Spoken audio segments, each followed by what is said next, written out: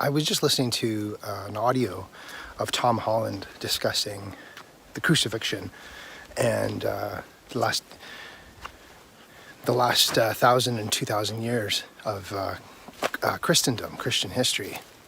And an interesting thing I learned, that it was only, and he mentions that in this podcast, it was only in the year 1000 that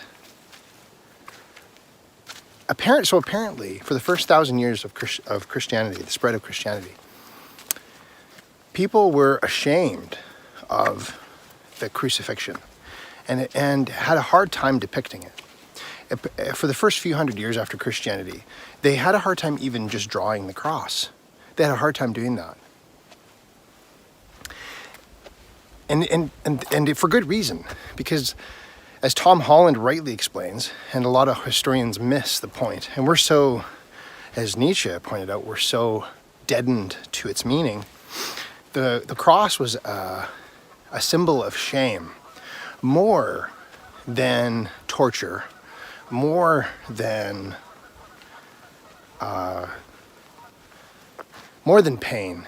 It was shame and disgrace. And that's why there's a verse in the Bible that says, that echoed an Old Testament sentiment, which was that cursed is anyone who hangs on a tree. But it's interesting, for the first 1,000 years, the Christians had a hard time just even depicting the cross, let alone depicting Jesus on the cross. And when they were depicting Jesus on the cross, they depicted it in a way that made Jesus look buff and strong rather than weak and tortured. And they did that because Tom Holland points this out, and the picture starts to become clear that they had a hard time with the shame of the cross, and it actually took 1,000 years, 1,000 years before Christians could actually depict Jesus on the cross. And lo and behold, 1,000 years after Jesus' death and resurrection, what became the symbol of Christianity, particularly of the Roman Catholic Church? And do you think about that phrase, Roman Catholic? What became the symbol of that? That was not just the cross, but Jesus on the cross. And it took 1,000 years for Christians to be able to depict that. And I find that extremely interesting, because here we are now, having come through another 1,000 years, near the end of this 1,000-year period, of us all being quite comfortable with the image of Jesus on the cross. And we forget that it has definitely not always been this way. There was a time when things were different.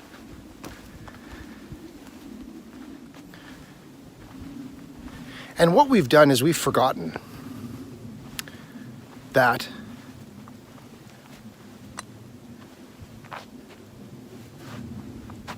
the symbol of the cross used to be something very different. It used to be a picture of horror and terror, and for the Romans, it was a symbol of their utter dominance and control over you.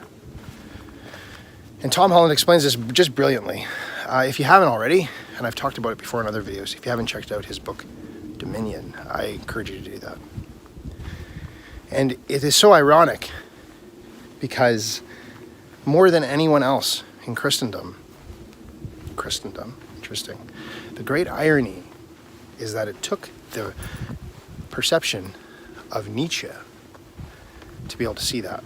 And he was actually one of the first persons who actually saw that, what the cross symbolized.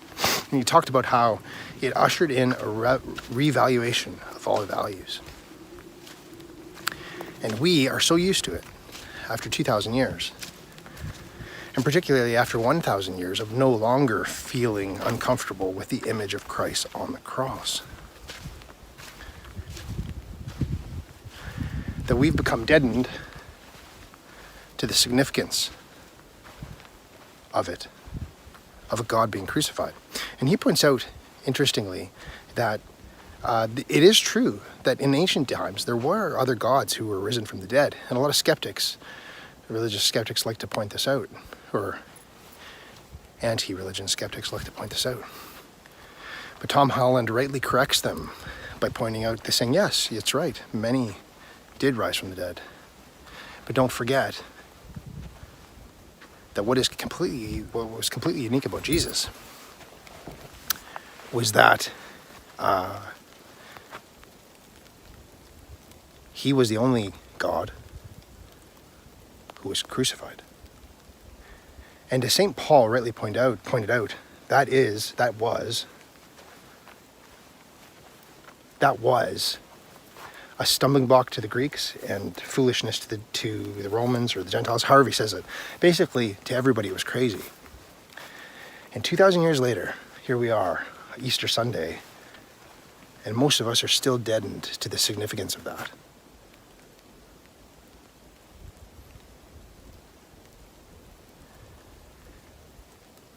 And so it took 1,000 years to get to the point where Christians felt comfortable with depicting Christ on the cross. That became the symbol of the Roman Catholic Church. Roman Catholic, which is an interesting phrase. That became the symbol. And here we are now, near the end of the second 1,000-year period, where we're all so used to it that we're numb, basically. And do you want to know an interesting thing? Scholars, I think, largely agree, or a lot of scholars agree, that Jesus was probably crucified in AD 30, probably at around the age of 33, because he was probably actually born around 3 BC. But they're talking about something called the Great Reset, and that would be 2030. And I just find it interesting. So there was a revaluation of all values that happened with Christ. Nietzsche talks about that, how Christ ushered it in. And here we are, approaching 2030, which makes me wonder, is there something in the psyche of man, the subconscious of man, that would suggest that at 2030, there will be another revaluation of all values? But not back to the brutal, mindlessly brutal values of Romans.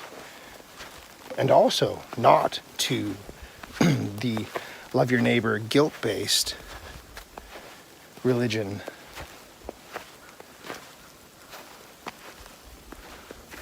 of the Christians, the guilt-based, but something different.